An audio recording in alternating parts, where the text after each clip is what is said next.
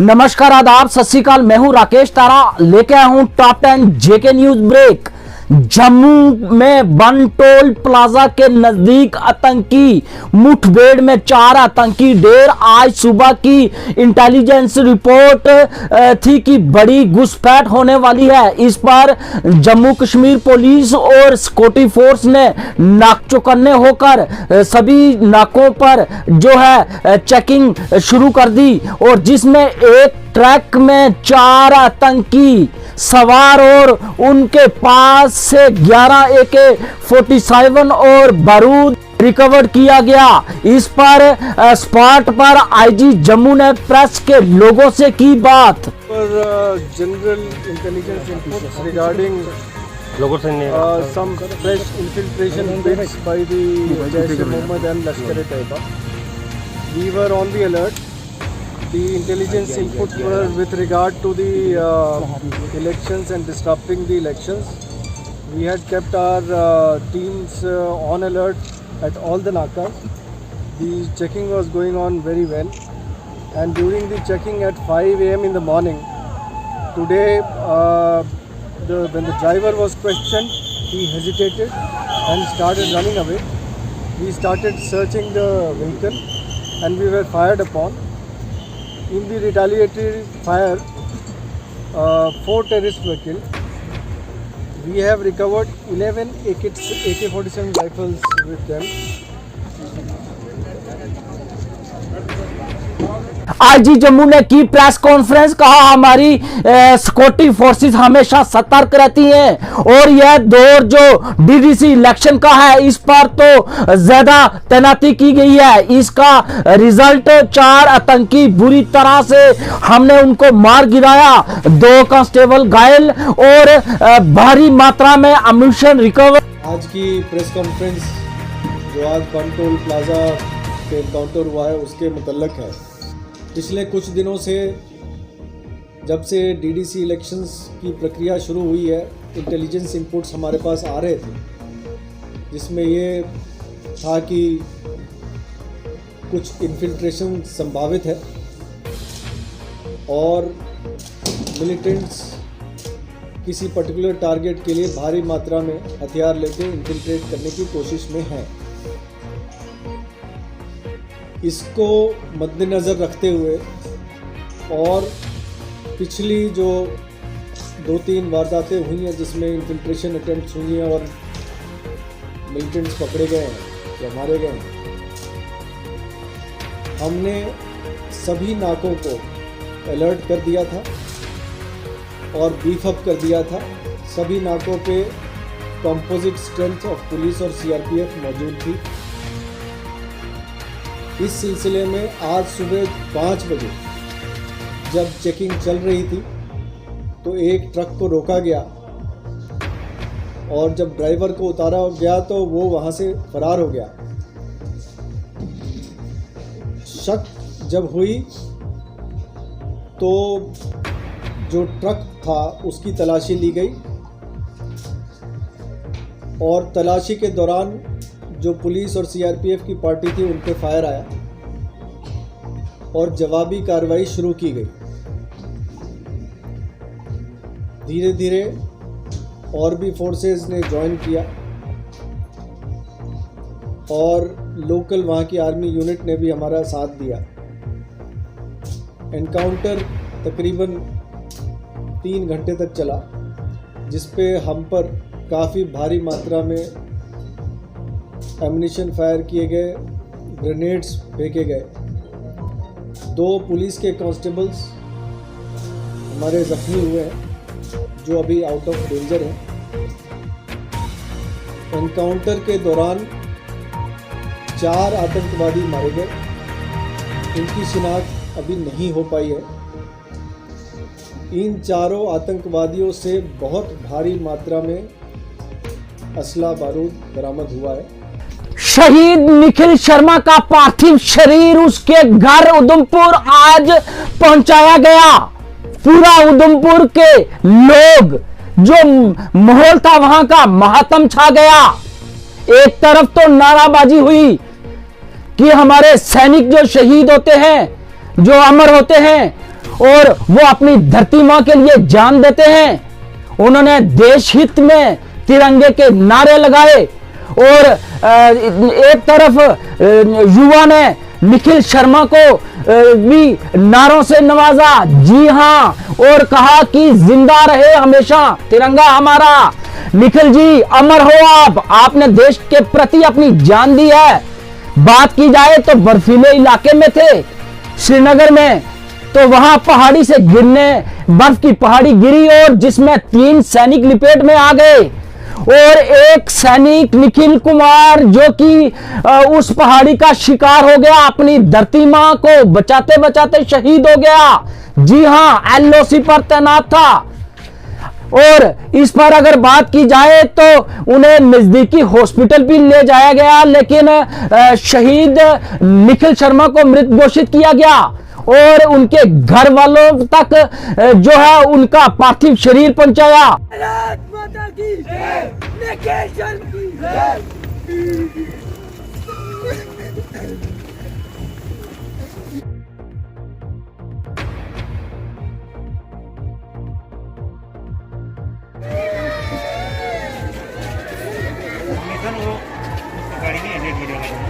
भारत की पहली महिला प्रधानमंत्री और आयरन लेडी से विख्यात स्वर्गीय इंदिरा गांधी का 103वीं जयंती पर प्रदेश कांग्रेस कार्यालय में कांग्रेसियों द्वारा दी गई श्रद्धांजलि।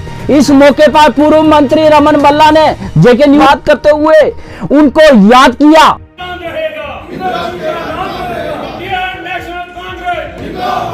103वीं बर्थ एनिवर्सरी है, जिनको आज मनाने के लिए तमाम कांग्रेस के नेतागण कार्यकर्ता इकट्ठा होकर उनको श्रद्धा के समूह अर्पित करने के लिए यहाँ हम इकट्ठा हुए। आज हम उनको याद करते हैं जो उनकी कंट्रीब्यूशन यहाँ पे रही, जिनको कश्मीर की बेटी भी कहा जाता था, लेकिन आज हम महसूस करते हैं कि उनकी कमी के कारण आज हिंदुस्तान किस दिशा में यहाँ पे जा रहा है। जो बड़े बड़े कारनामे उन्होंने यहाँ पे किए और देश की एकता और अखंडता के लिए जान न्यौछावर कर दी। जेएमसी जम्मू की बात करें तो कारपोरेटर जो है वार्ड नंबर के 48 ने की प्रेस कॉन्फ्रेंस और साधा निशाना जम्मू मेयर चंद्र मोहन पर। कहा पूरी तरह से नहीं किया जा रहा देखरेख से काम। लेकिन आज तक मेयर और ऑनरेबल मेयर साहब और जेएमसी कमीशन इस बात की व्यवस्था करने में टोटली फेल हो गए हैं।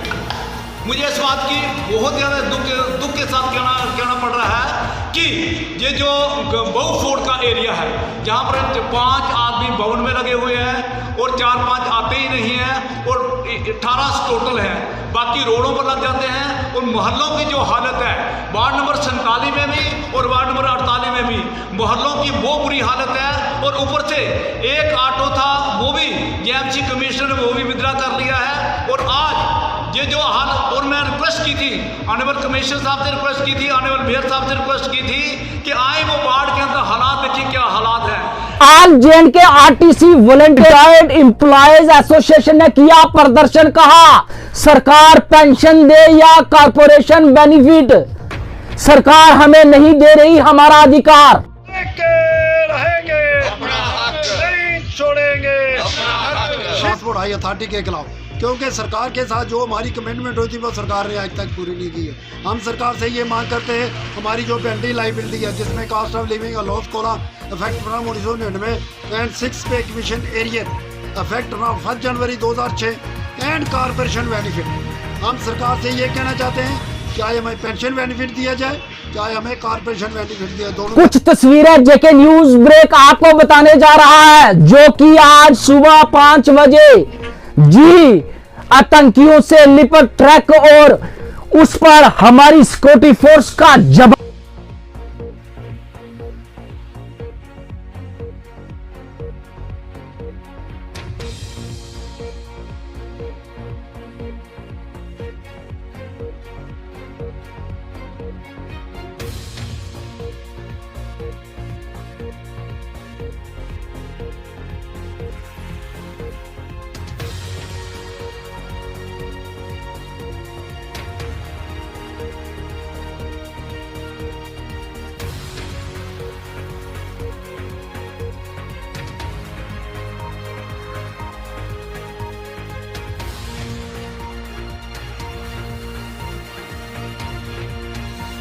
हमारे सुरक्षा बल सतर्क हैं और पूरी हिम्मत के साथ काम कर रहे हैं। जम्मू कश्मीर में मिलिटेंसी के खिलाफ एक बेहतरीन काम हो रहा है, चाहे वो BSF हो, जम्मू कश्मीर पुलिस हो, हमारी आर्मी हो। जो भी मिलिटेंट यहाँ पर घुसपैठ करके आते हैं उनको जल्द ही मार गिराया जाता है। आज जो नगरोटा में हुआ वो इसका एक उदाहरण है। सुबह 4 बजे जो मुझे जानकारी मिली कि यहाँ पर इनकाउंटर चल रहा है और सभी 4 मिलिटेंट से यहाँ पर मार गिराए हैं। मैं सुरक्षा बलों को सलाम करता हूँ और ऐसा लगता है कि मिलिटेंसी का खात्मा जल्द ही जम्मू कश्मीर में हो जाएगा। हालांकि जम्मू सिक्योरिटी फोर्स की बात करें तो हमेशा सतर्क रहती है हर नाके पर। आइए कुछ तस्वीरें बताते हैं आपको।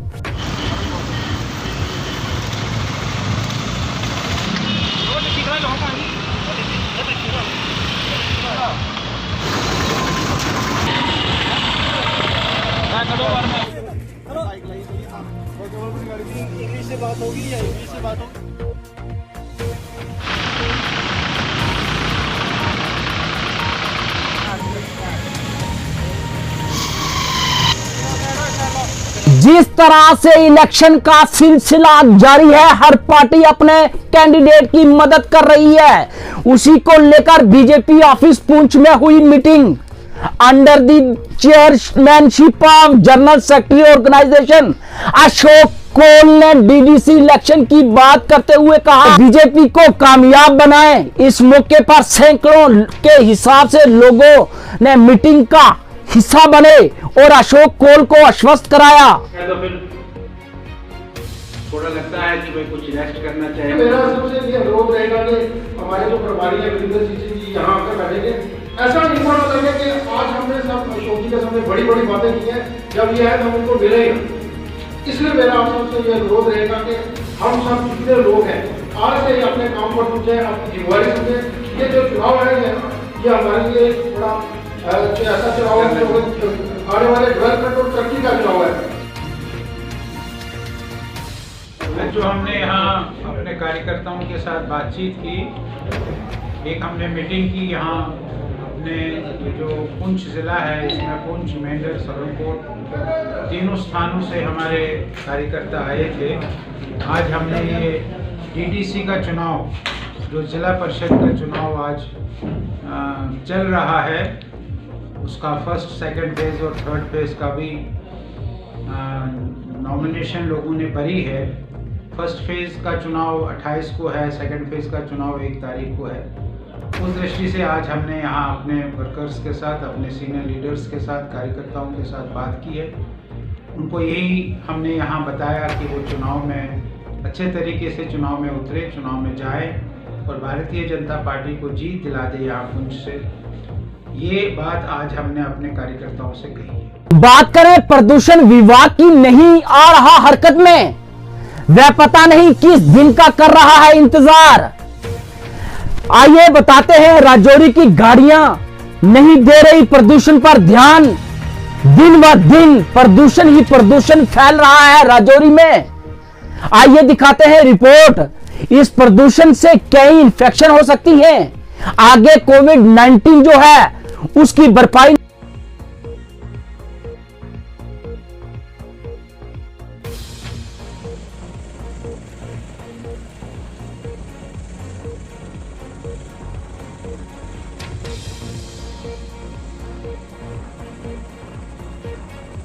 मैं हूं राकेश थारा, दीजिए इजाजत और देखते रहिए टॉप 10 जेके न्यूज ब्रेक।